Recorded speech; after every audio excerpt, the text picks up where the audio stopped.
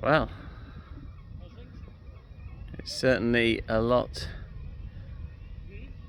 less cloud than when we arrived. It's a beautiful morning today here at Grimsby Fish Dock. Humber Cruising Association have been fantastic. Thank you very much, Humber Cruising Association. They sponsored me. They sponsored the whole Parkinson's thing. They care. Thank you so much. I did manage to get this out, and a couple of people did scan the QR code. So, if that was you, thank you very, very much. We are about to fuel up and head off, hopefully, to Wells. Thick off as we come backwards.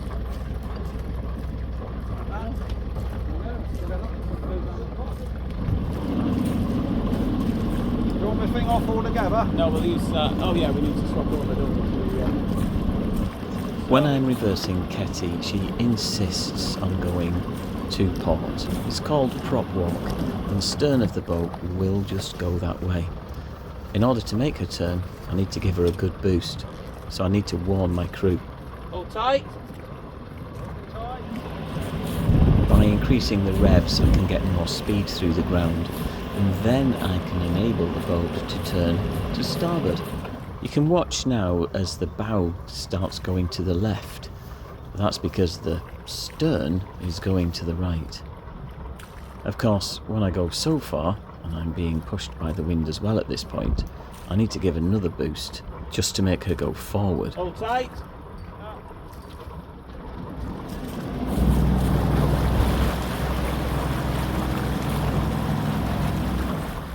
I'm currently using the wind, the tide, the engine and the rudder to get Ketty to go where I want her to go. And of course, I only have control over two of those things. So what have we got there on the starboard then?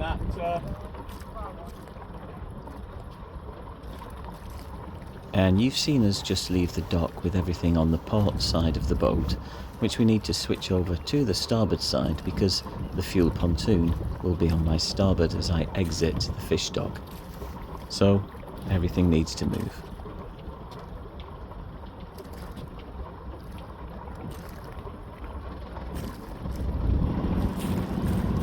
You've got a bow line ready to go there, haven't you? And I've got a stern. Fine. And the fuel dock itself is just in front of this big survey vessel, so I need to be able to turn in and get alongside quickly. Thankfully, the man that does the fueling of your boat was there to help us. And I have to say, I am not so proud that I won't let somebody help me park my boat. I mean, if they are there to help, why not use that help?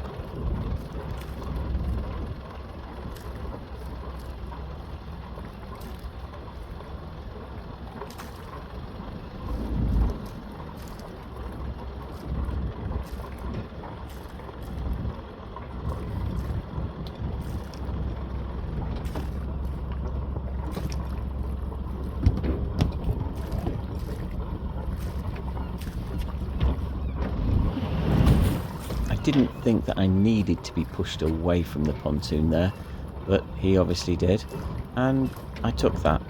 But it did mean that suddenly my boat was going in a different direction that I hadn't accounted for, so getting the lines on was a little bit challenging. Especially because I was now about 2 foot further away from the pontoon than I thought I was going to be. Still, we got ashore. But we were about to discover we should have got out of bed a little bit earlier. I just learned a lesson. Being late when the lock gates closed at Grimsby is a bad thing. You either have to wait until they open them again, or you pay your £20 to get let out of the lock. So we had a quick discussion and decided it's £20 to get let out of the lock so we can get underway. Literally as I radioed him to say, I'm coming, he said, I am closing them now. And he closed them then, instead of waiting for 1 minute for me to go through. Oh well. Well, we're out. We made it. We paid the fine for being tardy.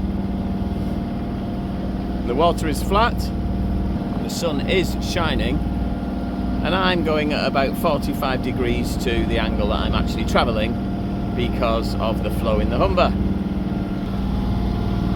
But, can you see that? Yeah, not really. But all is good. Not a lot of sea in the Humber, but there are some big mooring things for the big boats. And a lot of shallow water. Well, shallow is quite subjective, isn't it? Because it's not shallow for me, it's 9 metres. I'm actually outside the main channel at the moment because there's plenty of water.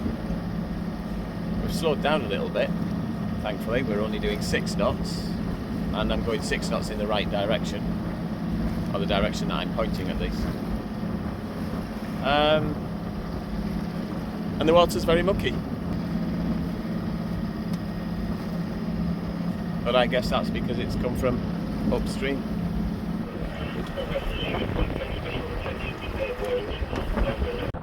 What's that coming over the hill? Is it a monster? No, it's the Techni Mono Boy. Cool.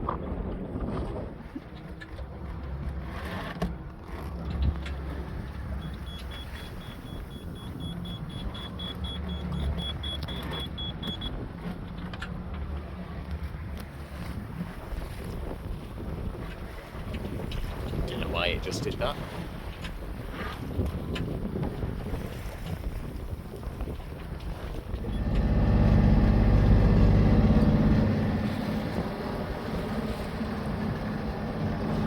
While we were sailing through the wash, we did some calculations and realised we were not going to get to Wells in time for the high water.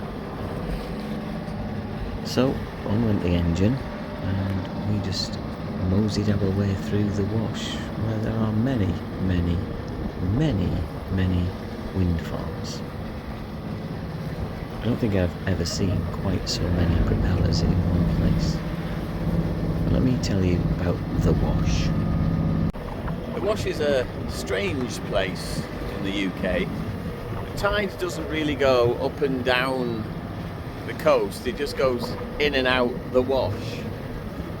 So as we've come out of Hull, we got a little bit of tide that was helping us into the Wash. And then the tide then goes out the Wash and goes against you in both directions. And then as it comes back in the Wash, it goes against you in both directions. You can see here what it does.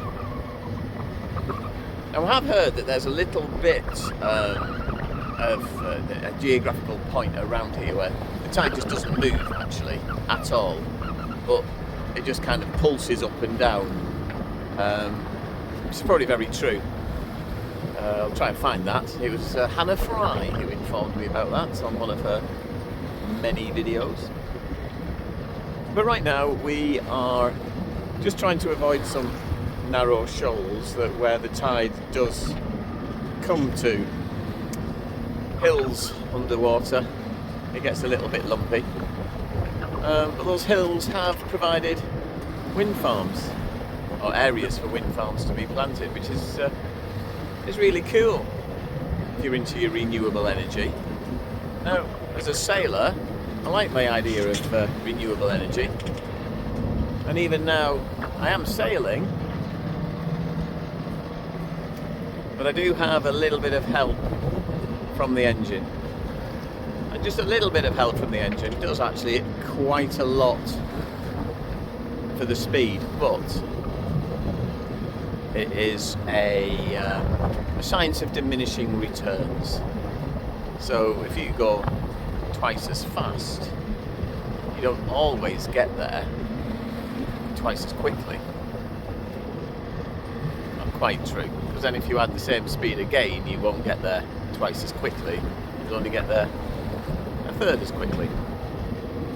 Some maths here to make that make sense, because I did not explain that well. I'm really fortunate to be here on such a calm, benign day. I mean, the sea has been pretty flat all day, but you can see now that there's quite a bit of motion there in the waves. There's like very short distance between each wave, each lump, on both sides of the boat, particularly just ahead of me there. And that is because I am literally here. Oh, that's a nice sunset, isn't it? Where you can see that the depth goes from 49 metres all the way up into about 14 metres. And that's just as the sea pressure comes up, hits this hill, comes straight up. And that's what we're seeing here. Now, oh, there's a really nice line there. There's a dark line, and that will probably be just where, oops, just where you can see that the blue is. Can you see that? Yes. That will be that line there. And that's where it gets even shallower. So, glad that I'm here today on such a calm day. Calm enough that I could pop down earlier to have a little snooze whilst Ben did the helming, and now Ben is having a little snooze while I'm having a helm. It's good. It's good. And it's for a purpose. It's for Parkinson's. So we're about 1 hour away now from Wells. We're not doing too bad. Still, sadly, with the motor running. I reckon we probably got about 1 hour of light before sunset as well. So I might not be able to film as we come into Wells. But there's some great news. I've spoken just now with the Harbour Master. And he says what we do is we get to the westerly cardinal buoy, take a bearing of 165 to the yellow buoy, put that on our starboard side, and listen on channel 12. Call him up. He will then guide us port or starboard in order to get us into Wells Harbour all the way through, because he's got cameras. So I'm looking forward to that, because when you look at Navionics, it shows you this. Depths and aids to navigation, and you click on that and you open it up and it says roughly this changes a lot, this imagery isn't quite correct, and for the latest information contact the Harbour Master. And that's what I did. So I'm looking forward to making that work. Wow. It's not this bright. It really isn't. I was going to show you how the lights are shining in the dark, but it's not dark for you. Oh well. I'm trying to find a white flashing light in amongst all of that lot that you can't see. And I can't see it either, funnily enough. Oh, maybe that's it. Anyway, I'm going to try and stick you up there and put you in hyperlapse.